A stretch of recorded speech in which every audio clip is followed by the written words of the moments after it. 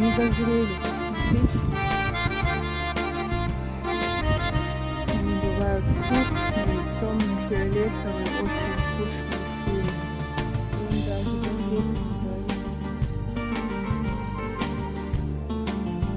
Я никому не жалею. Шаенька, co ty jeszcze słodkie, a? Зачем так делать? Обычно встречались, спрашивали, можно яблочко сорвать.